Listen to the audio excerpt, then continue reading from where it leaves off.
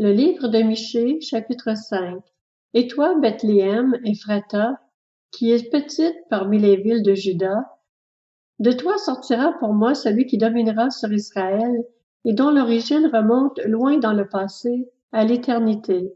C'est pourquoi il livrera son peuple jusqu'au moment où accouchera celle qu'il doit accoucher, et le reste de ses frères reviendra auprès des Israélites. Il se présentera et les conduira avec la force de l'Éternel, avec la majesté du nom de l'Éternel, son Dieu, et ils auront une habitation assurée, car sa grandeur sera reconnue jusqu'aux extrémités de la terre. C'est lui qui ramènera la paix. Lorsque l'Assyrien viendra dans notre pays et qu'il pénétrera dans nos palais, nous enverrons contre lui 7 bergers et 8 princes du peuple. Ils conduiront avec l'épée le pays d'Assyrie et le pays de Nimrod à l'intérieur de ses portes. Il nous délivrera ainsi de l'Assyrien lorsqu'il viendra dans notre pays et qu'il pénétrera sur notre territoire.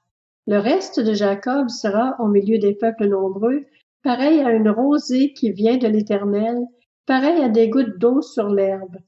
Elles ne comptent pas sur l'homme, elles ne dépendent pas des humains.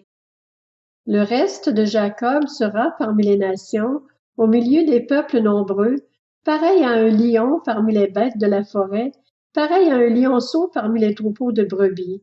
Lorsqu'il passe, il piétine et déchire 100 personnes pour délivrer ses victimes. Que ta main se lève sur tes adversaires et que tous tes ennemis soient supprimés. Ce jour-là, déclare l'Éternel, je supprimerai du milieu de toi tes chevaux, et je détruirai tes chars. Je supprimerai les villes de ton pays, et je renverserai toutes tes forteresses. Je supprimerai de chez toi la magie, et tu n'auras plus de devin.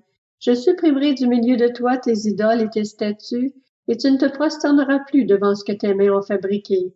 J'arracherai du milieu de toi tes poteaux sacrés, et je détruirai tes villes. J'exercerai ma vengeance avec colère, avec fureur, contre les nations qui n'ont pas écouté.